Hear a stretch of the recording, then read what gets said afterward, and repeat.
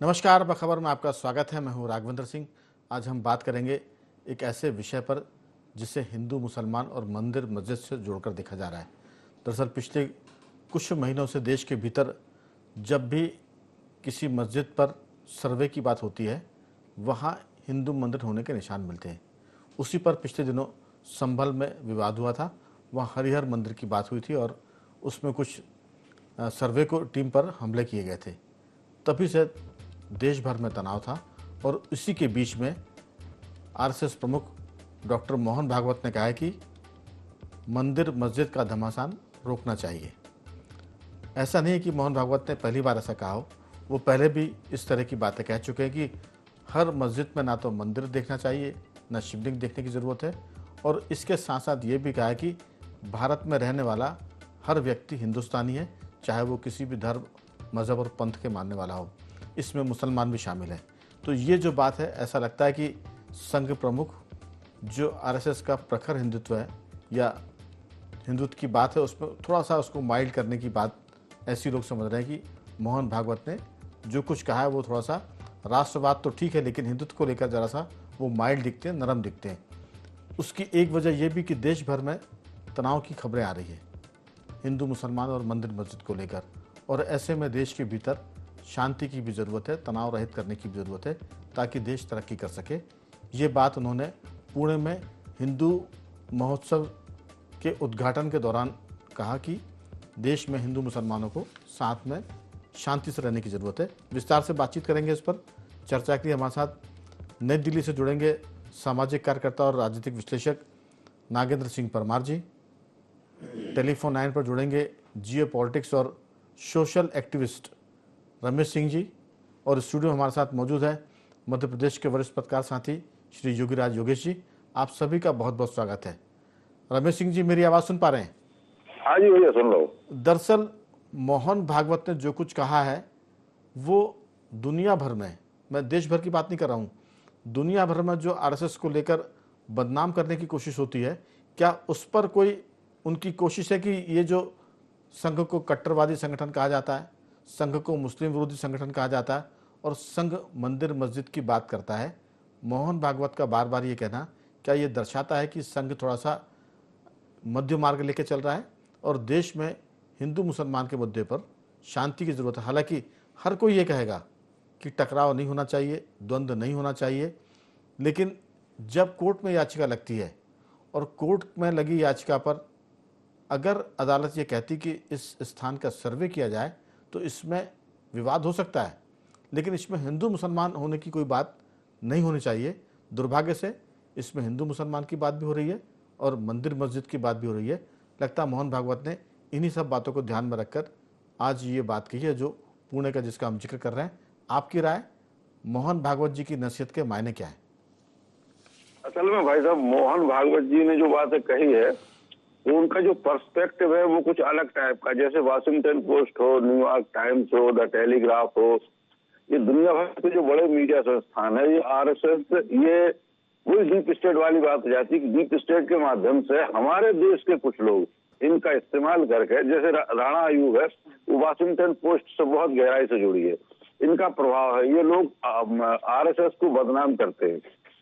एक तो वो नैरेटिव है। दूसरा ये कि मोहन भागवत जी का सोच ये हो सकता है, ये भी जैसे राम मंदिर बन के निपटा है, अभी काशी में जो वो मस्जिद है उसका सर्वेक्षण हुआ, वहाँ पूजा शुरू हुई। इसके बाद वक्फ बोर्ड का मुद्दा चल रहा है, इधर सुप्रीम कोर्ट में ये जो पूजा स्थल अधिनियम है उस पर सुनवाई चल रही है। तो बहुत सारे मुद्दों के कारण अंतर्राष्ट्रीय मीडिया में भारत में आरएसएस बदनाम है, ये कर कोई भले रहे, तो शायद वो डिफेंसिव मोड में हो। लेकिन उस डिफेंसिव मोड के साथ कुछ ऐसे तथ्य भी है जिन पे हमें विचार करना होगा। जैसे मुसलमानों से हिंदुओं ने काशी, मथुरा, अयोध्या मांगा था। ये बहुत पुराना नैरेटिव है कि आप हमें 3 दे दीजिए, हम बाकी सब छोड़ने के लिए तैयार है। मुसलमान इन तीनों पे, अयोध्या तो ले लिया, लेकिन काशी और मथुरा पे वो टस से मस होने के लिए तैयार नहीं है। एक अनंत और एक तरफा सहिष्णुता की उम्मीद हिंदुओं से ही क्यों लगाई जाती है? सवाल यह है कि पिछले 700 सालों में मुसलमानों ने एक तरफा असहिष्णुता और बर्बरता करी है।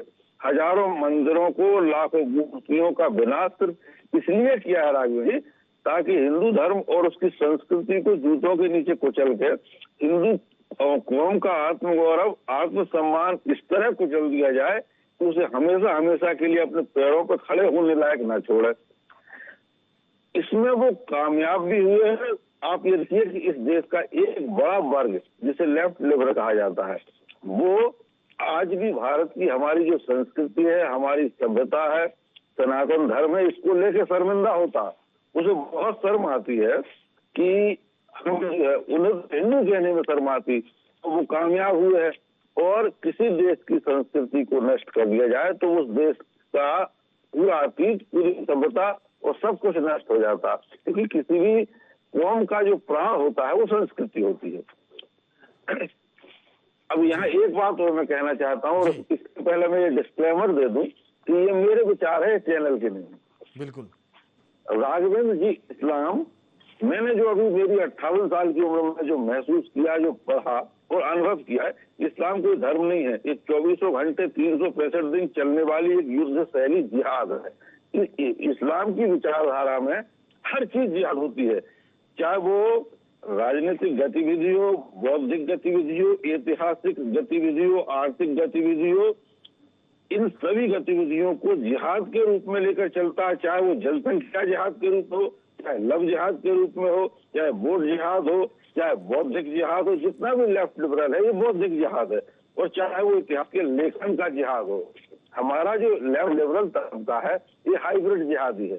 ये हिंदू पहचान के अंतर्गत रह के और इन जिहादियों को हिंदू पहचान की आइडेंटिटी की व्याप या कमांड या सपोर्ट करता।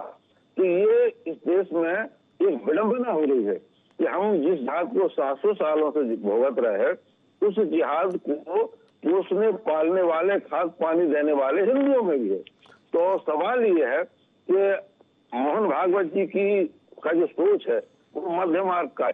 लेकिन एक बात, एक इतिहास में एक तथ्य सिद्ध है कि आप क्रिश्चियन से बातचीत से निपट सकते, कूटनीतिक स्तर पर निपट सकते, सद्भावना के साथ निपट सकते। लेकिन मैं फिर भी क्षमा चाहता हूं कि इस्लाम और मुसलमान की जो बर्बरता है उससे आप तभी निपट सकते हैं जब आप उस स्तर की आक्रामकता को एडॉप्ट करें। इसके दो उदाहरण हैं। एक 2002 का गुजरात दंगा, जहां उनने 59 हिंदुओं को, निर्दोष हिंदुओं को सिर्फ इसलिए जिंदा जला दिया था कि वो कार सेवा करके लौट रहे थे, और बदले में जब हिंदुओं ने प्रतिकार किया तो गुजरात में मुसलमान सेपरेट करने भूल गए। आज भी वहां कोई दंगा नहीं हुआ, मतलब दंगा से रहित हो गया गुजरात। रमेश जी, लेकिन ये मेरा थोड़ा सा मानना इससे अलग है। दरअसल मैं बार बार कहता हूँ, और मैंने कई बार चैनल में ये भी कहा कि दुनिया के मुसलमानों से भारतीय मुसलमान थोड़ा सा अलग है। थोड़ा सा अलग को आप ज़्यादा मान सकते हैं कि ज़्यादा अलग है, थोड़ा सा मैं लिहाज में कह रहा हूँ। दरअसल वो थोड़ा सा अलग इसलिए है क्योंकि भारतीय मुसलमान कन्वर्टेड हुआ, उसका कन्वर्जन किया गया है। कहीं ना कहीं जो उनके पूर्वज है, जो उनकी रगों में खून दौड़ रहा है, वो उनके पुरखों का खून दौड़ रहा है। हम इस बात से कोई विवाद नहीं करना चाहते कि वो आज की तारीख में क्या है, लेकिन उनकी जो शैली है, जो स्वभाव है, वो उसमें कहीं ना कहीं उनके पुरखों का गुण है। और वो डीएनए की हम बात करेंगे तो उस पर भी बात आएगी, लेकिन अभी तो हम सिर्फ इस पर फोकस करना चाहते हैं कि मंदिर मस्जिद के विवाद से मोहन भागवत जी ज़्यादा खुश नहीं है। अलग बात है कि अदालतें इस पर निर्देश दे रही हैं और जो पुरातत्व महकमा है एएसआई वो इस पर सर्वे कर रहा है। उनका कहना ये भी है कि कुछ लोगों को लगता है कि वे हिंदुओं के नेता बन जाएंगे। उन्होंने इसके पहले कुछ ये भी कहा था कि कुछ लोगों को लगता है कि वो भगवान है, लेकिन भगवान तो वो तब माने जाएंगे जब लोग उनको भगवान मानेंगे। तो बहुत सारी बातें हैं, लेकिन मुझे बार बार ऐसा लगता है कि मोहन भागवत जी देश में समरसता की बात करना चाहते हैं, वो हिंदू मुसलमान के एकता की बात भी करना चाहते हैं। वो ये भी कहते हैं कि भारत का हर नागरिक जो है वो हिंदुस्तानी है, हिंदू है, ये बात करना चाहते हैं। तो ये इसके मैसेज ये है कि देश में, दुनिया में बहुत इस समय तनाव है, हिंसा फैल रही है, युद्ध का माहौल है। ऐसे में कम से कम भारत के भीतर शांति हो, सौहार्द हो, समन्वय हो, और ये देश की तरक्की के लिए ज़रूरी भी है। नागेंद्र जी, आपकी राय? मोहन भागवत जी बार बार और कई बार इस तरह की बातें करते हैं जिससे लोगों को लगता है कि वो संघ की छवि को पॉलिश कर रहे हैं, कि वो राष्ट्रवाद में तो है लेकिन जो कट्टर हिंदूवाद है उससे थोड़ा सा वो हट रहा है। आपकी राय? जी, राघवेंद्र जी, सब प्रमुख ने जो आज कहा है, मैं उसका जो अर्थ समझता हूँ वो इस तरीके से है। देखिए, पहली बात तो राष्ट्रीय जीवन जीने और राजनीतिक जीवन में बड़ा फर्क होता है। उसका परिप्रेक्ष्य और संदर्भ बहुत अलग हो जाते हैं। दूसरी बात, इससे इनकार नहीं किया जा सकता कि भारत में बहुसंख्यक और अल्पसंख्यक विभाजन है, ये एक बड़ी समस्या है। और अगर कोई भी राष्ट्र तरक्की करना चाहता है, वो विकसित बनना चाहता है, वो समृद्ध बनना चाहता है, वो चाहता है कि उसके यहाँ सुशासन रहे, तो इस तरह के लिए अल्पसंख्यक बहुसंख्यक विवाद, हिंदू मुस्लिम का विवाद है, और इसके बीच में फिर कट्टरपंथ और चरमपंथ आता है, तो वो रास्ते को पीछे धकेलते हैं, वो समृद्ध नहीं होने देते, वो विकसित नहीं होने देते। एशिया में ही हमने बहुत सारे ऐसे रास्ते देखे हैं, ऐसे देश देखे हैं जो अपनी कट्टरपंथी सोच के चलते और कट्टरवाद के चलते आज तबाह हो गए हैं। मुझे लगता है कहीं ना कहीं इन बातों को ध्यान में रखते हुए मोहन भागवत जी ने अपनी बात रखी है। और आप एक बात तो समझिए, देखिए, भारत वो देश है जिसमें कहा जाता है सर्वे भवन्तु सुखिनः। सर्वे भवन्तु सुखिनः का मतलब ही ये है कि सभी धर्म संप्रदाय के लोग आपस में मिलजुल के रहें और अपने को देश का एक नागरिक समझें। वन नेशन वन पीपल, जब हम अपने आप को समझेंगे, धर्म से, संप्रदायों से, जातियों से के बंधन में ना बंध के, तभी देश तरक्की की राह पे चलेगा। और भारत के लिए मैं कहता भी रहा हूं लगातार, भारत के लिए अगले 10 वर्ष बहुत महत्वपूर्ण है कि हम विश्व मंच पे किस तरीके से नजर आएंगे।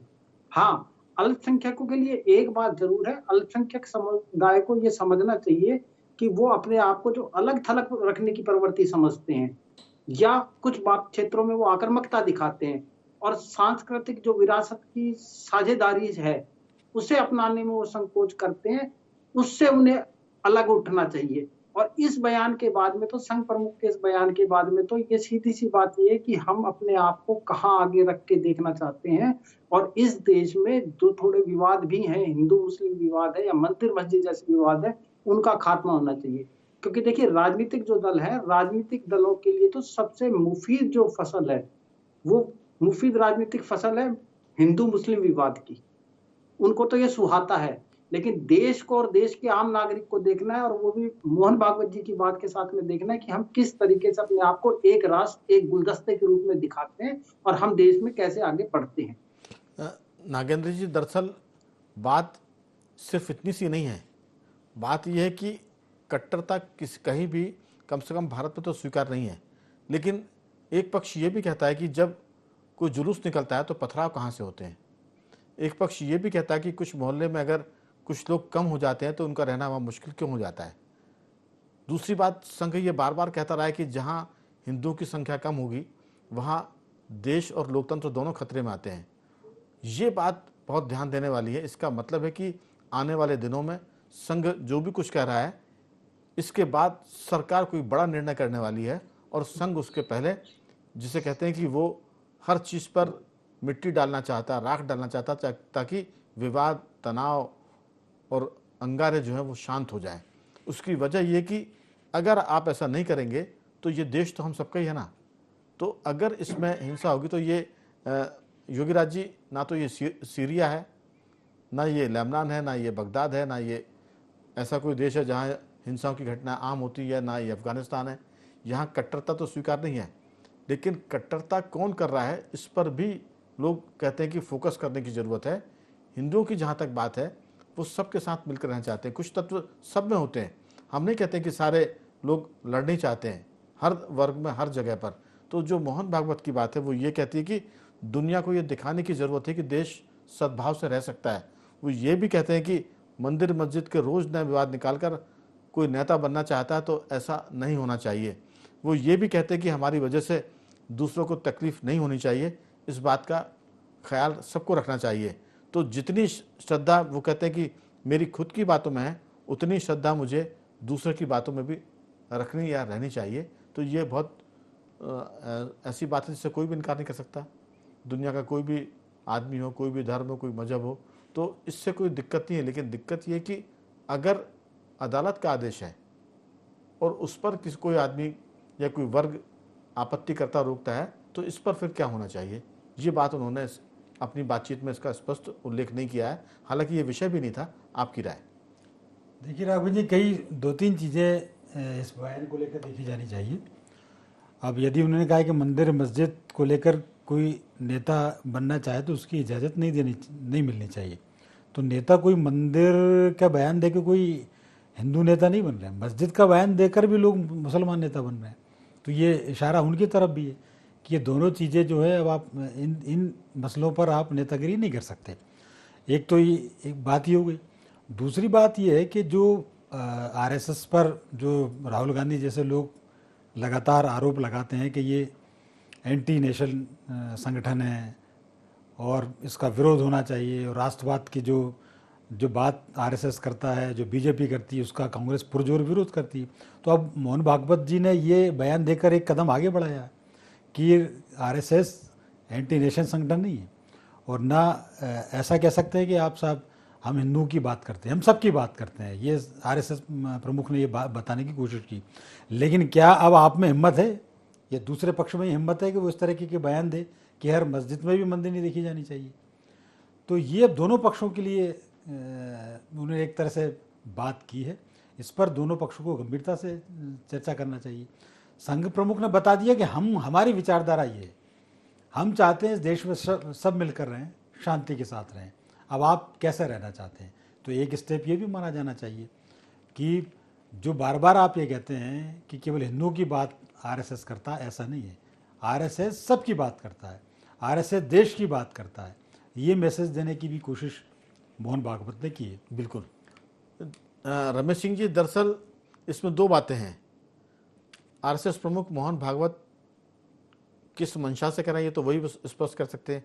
हम तो उनकी बातों का विश्लेषण कर रहे हैं और ये समझने की कोशिश कर रहे हैं कि इसके मायने क्या हैं, ये किस दिशा की तरफ जा रहा है। एक तो ये कि उन्होंने आरएसएस को लेकर जो लोग बयानबाजी करते हैं, चाहे पॉलिटिकल लोग हों या दूसरे लोग हों, उनको जवाब दिया है कि आरएसएस जो है वो सबको साथ लेकर चलने की बात रखता है और देश उसके लिए पहले है, नेशन फर्स्ट की बात करता है। लेकिन जो बात योगी राज जी कर रहे हैं कि अगर आरएसएस प्रमुख, जिनके संगठन पर आरएसएस पर लोग आरोप लगाते हैं, अगर वो खुद इस तरह की सौहार्द की सद्भाव की बात कर रहे हैं, तो फिर जो दीगर लोग हैं उनको भी उनकी बातों से कदमताल करते हुए एक कदम आगे बढ़कर वो सब बातें करनी चाहिए जो देश में सांप्रदायिक सद्भाव और सौहार्द की बात करें। इसमें दिक्कत यह है कि मोहन भागवत की आवाज़ तो सुनाई पड़ती है, बाकी आवाज़ सुनाई नहीं पड़ती है। पॉलिटिकल लोगों की बात नहीं कर रहा हूँ मैं, इसमें धार्मिक लोगों की बात भी कर रहा हूँ। बहुत सी ऐसे संगठन हैं, ऐसी मजलिसें हैं जो इस पर बात कर सकती हैं और देश में एक अच्छा माहौल बन सकता है। अगर उसमें कोई कंजूसी करेगा तो फिर मोहन भागवत की कोशिश थोड़ी सी कमजोर पड़ जाएगी। आपकी राय? राघवेंद्र जी, मुझे लगता है कि मोहन भागवत जी जो 2014 के बाद हिंदू पुनर्जागरण का दौर शुरू हुआ है, तो उसमें आक्रामकता बहुत ज्यादा बढ़ गई है, मैं भी ये मानता हूँ। तो शायद उनका सोच ये है कि इस हिंदू पुनर्जागरण को पूर्ण रूप से स्थापित होने के लिए इसकी आक्रामकता को कम होना जरूरी है। मुझे उनका जो मेरा मतलब एनालिसिस है वो ये है कि वो चाहते हैं कि इसकी आक्रामकता कम हो, लेकिन ये हिंदू पुनर्जागरण जारी है।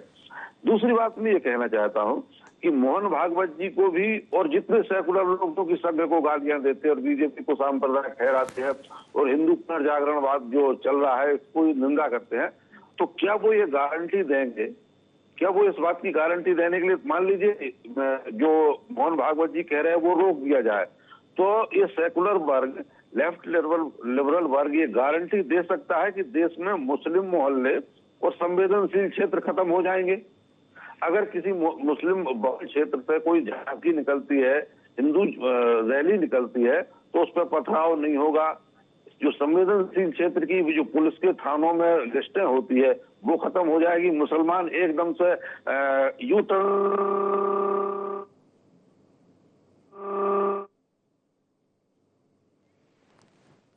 लगता है रमेश जी से कम्युनिकेशन में दिक्कत है, संपर्क उनसे टूट गया है। मैं लौटूंगा उनके पास थोड़ी देर बाद, हालांकि बातचीत का दौर समापन की तरफ है। नागेंद्र जी, सीधी सी बात है कि अगर मोहन भागवत 2 कदम आगे बढ़े हैं तो क्या अब इसमें जो दूसरे दल हैं, चाहे वो लिबरल, हम कम्युनिस्ट की बात कर लें, कांग्रेस की बात कर लें, वो किसमें क्या रमेश जी से हमारा संपर्क हो गया है क्या? जी, तो आपकी राय नागेंद्र जी कि ये जो सारा मामला है, जो बात मोहन भागवत ने की है, कदम ताल करते हुए दूसरे पक्षों को भी इसमें आगे आने की जरूरत है, ताकि ऐसा ना लगे कि ताली सिर्फ एक हाथ से बज रही है। जी बेशक, बेशक से ये आज उन्होंने जो कहा है, इसका कितना व्यापक अर्थ है, क्या परिप्रेक्ष्य है, और अन्य लोग भी हैं वो इसे कैसे लेते हैं, ये तो आने वाले कुछ समय में पता चलेगा कि वो इस पे कैसी प्रतिक्रिया देते हैं जी। या वो इस पे क्या अपने विचार रखते हैं। जी। लेकिन मैं फिर कहूंगा कि संघ प्रमुख ने पंथ निरपेक्षता की जो परिभाषा उसको आज दृढ़ता प्रदान करी है अपने इस बयान से। जी। और ये ना सिर्फ हिंदुओं के लिए, ना सिर्फ मुसलमानों के लिए है, ये इससे ऊपर उठ के एक राष्ट्रीय, एक नागरिक के लिए ये बात कही गई है उनके करने के लिए। और देखिए, जब दोनों पक्ष इसको समझेंगे, जितना हिंदू समझेगा उतना मुसलमान इसे समझेगा और इसके अर्थ को जानेगा, तभी ये बात परिपूर्ण होगी, वरना एक हाथ से तो ताली बजेगी नहीं, फिर तो चीजें जहां की तहां ज्यों की त्यों रह जाएंगी, अगर नहीं समझने को कोई तैयार रहेगा। मैं तो यही मानता हूँ। जी, आपने ठीक कहा। दरअसल मैं रमेश जी से हमारा संपर्क जुड़ गया, इस बीच में मैं एक बात जरूर कहना चाहता हूँ। एक पुरानी बात है, मुंबई में एक दरगाह है समंदर के अंदर। उस दरगाह में विश्व हिंदू परिषद के एक बड़े राष्ट्रीय नेता पहुंचे। वो वापस लौट रहे थे और भोपाल के एक मुस्लिम संगठन के लीडर अंदर जा रहे थे। उन्होंने पूछा कि दादा, आप तो इस्लाम का विरोध करते हैं और आप इस मज़ार पर आए? तो उन्होंने जवाब दिया था कि मैं सच्चे मुसलमान की मज़ार पर आया हूँ। अगर कोई भी सच्चा मुसलमान है, सच्चा हिंदू है, तो वो देशभक्त है। ये उसका कहने का लब्बो लुआब था। रमेश जी से संपर्क हो गया। रमेश जी अपनी बात पूरी करें, फिर मैं योगीराज जी की तरफ आऊंगा। राघवन जी, कश्मीर से 5 लाख हिंदुओं को एक झटके में निकाल दिया गया था। ये सिद्ध करता है कि मुसलमान एक स्पेसिफिक डेमोग्राफी में आता है तो वो सब भूल जाता है, उसे सिर्फ जिहाद याद रहता है। तो मैं मोहन भागवत जी की बात का समर्थन करता हूं, लेकिन जो पर्सपेक्टिव मुसलमानों की तरफ से है उसमें सुधार की गारंटी कौन लेगा? इस बात की कोई गारंटी नहीं, कोई नहीं ले सकता। दूसरी बात, बांग्लादेश को आजाद कराने के लिए हमने अपने 3000 से ज्यादा सैनिकों का खून बहाया था। उसको एहसानमंद होना चाहिए। आज बांग्लादेश को पैरों पर खड़ा होने के लिए भारत ने अपने संसाधन झोंक दिए थे, और आज हालत यह है कि उस बांग्लादेश में हिंदुओं को काटा जा रहा है। वो सब भूल गए कि आपको मैं ताजा जानकारी दे दूं कि बांग्लादेश ने अभी भी चावल जो है रियायती दरों पर भारत से मांगे हैं, यानी डिस्काउंटेड रेट पर वो चावल मांग रहा है। अलग बात है कि वो भारत के खिलाफ बयानबाजी कर रही है, वहाँ की सरकार, वहाँ के नेता बयानबाजी कर रहे हैं, हिंदुओं पर अत्याचार हो रहा है, लेकिन अभी भी उसकी नज़रें भारत की तरफ है मदद के लिए। तो ये दो तरह के कैरेक्टर हैं, इस पर कुछ कहना मुझे लगता है कि मुनासिब नहीं है। लेकिन एक बात ज़रूर है कि दुनिया में अगर कोई सबसे खराब आदमी होता है वो है एहसान फरामोश। अगर आप किसी के एहसानमंद नहीं हैं तो आपसे दरिद्र और आपसे निम्न कोटि का कोई व्यक्ति नहीं होता। ये हर धर्म में है, हर मज़हब में है कि अगर किसी ने एहसान किया तो उसका आप एहसान ज़रूर मानिए। और इस मामले में बांग्लादेश का जो आचरण है वो उससे बहुत अलग है। समय की कमी है, आप जल्दी से अपनी बात पूरी करें, फिर मैं योगीराज जी की तरफ आ रहा हूँ।